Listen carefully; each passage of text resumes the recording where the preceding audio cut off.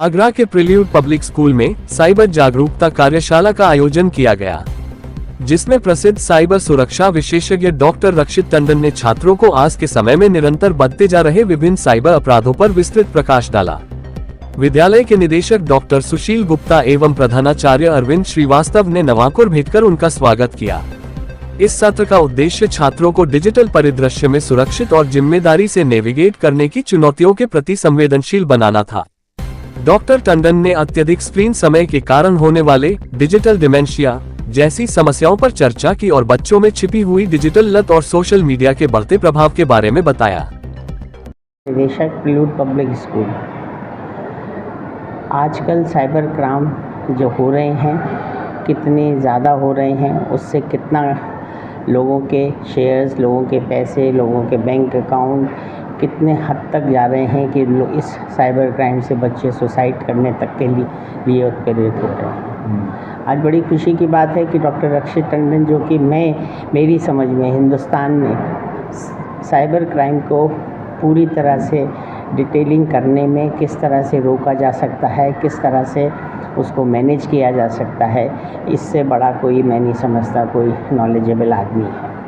आज बच्चों ने हमने 9 से लेकर 12 तक के करीब 300 बच्चों की इनसे वर्कशॉप कराई और उन्होंने बहुत अच्छी तरह से समझाया कि जो बच्चे आजकल जिस तरह से साइबर क्राइम हो रहे हैं, जिस तरह से अकाउंट्स हैक हो रहे हैं, किस तरह से पासवर्ड हैक हो रहे हैं, किस तरह से पासवर्ड हैक होते ही और आपके सारे वो व्हाट्सएप में जाके लोगों को मैसेज भेज रहे हैं कि मुझे इतने पैसे दे दीजिए, किसको सबको कैसे रोका जा सकता है।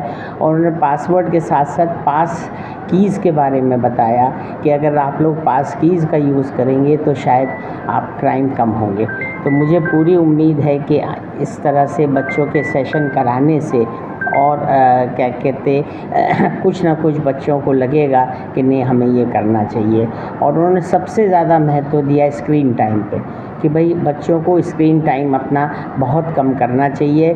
बल्कि उन्होंने तो यहाँ तक कहा कि 13 साल तक के नीचे बच्चों को तो मोबाइल बिल्कुल होना ही नहीं चाहिए। तो इन सब चीज़ों की मुझे लगता है कि आज बच्चों ने सीखा। उन्होंने बहुत सारे क्वेश्चंस भी किए जिसको रक्षित टंडन ने बहुत ही अच्छी तरह से सरल भाषा में समझाया और पूरी वर्कशॉप में एक एक बच्चा उनसे कनेक्ट था क्योंकि उनकी भाषा बिल्कुल सरल थी। बीच बीच में वो हंसी का पुट भी देते थे, तो ये अपने आप में एक बहुत बड़ी बात थी। मैं बहुत बहुत शुभकामनाएं और बड़े होने के नाते रक्षित टंडन को बहुत बहुत आशीर्वाद देता हूं कि वो देश के लिए जिस तरह से इस साइबर क्राइम के लिए वो समर्पित हैं। बहुत बहुत शुभकामनाएं। बताया कि आज की डिजिटल वर्ल्ड में अपनी डिजिटल डाइट का ध्यान रखना बहुत ज़रूरी है। हम क्या खा रहे हैं, क्या कंज्यूम कर रहे हैं, उसका डायरेक्ट असर हमारे बच्चों के दिमाग पे पड़ रहा है। सोशल मीडिया का वाइजली इस्तेमाल करें। कोई फेक आईडीज़ बनाना, गलत किसी का मजाक उड़ाना, ये अपराध की उसमें आ जाता है श्रेणी में। गेम्स खेलते समय क्या बातों का ध्यान रखें क्योंकि आजकल पैसे वैसे निकल जाते हैं गेम से। फिर हमने बताया किस तरह से आजकल पासवर्ड चोरी हो रहे हैं, तो अपना पासवर्ड बदलना, मल्टी फैक्टर ऑथेंटिकेशन और पास की रखना आवश्यक है। कई बच्चे कई बार APK फाइल डाउनलोड कर लेते हैं जिससे कि फ़ोन्स कॉम्प्रोमाइज़ हो जाते हैं, वो बताया कि उससे कैसे बचें। ये भी सिखाया कि उसको चेक कैसे करें।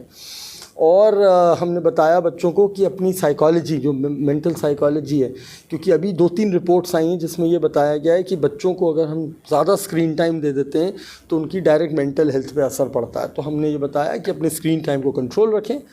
किस तरह के ऑनलाइन फ्रॉड्स आजकल हो रहे हैं, शेयर ट्रेडिंग, AI के नकली वीडियोस बन रहे हैं, कभी कोई प्रधानमंत्री का बना रहा है तो कभी कोई फिल्म स्टार का बना रहा है, तो उनसे कैसे बचें और पहचान करें। शेयर ट्रेडिंग, डिजिटल अरेस्ट नाम की कोई चीज़ नहीं होती है कि साहब पुलिस का कॉल आया था, हमारा खाता खाली कर दिया।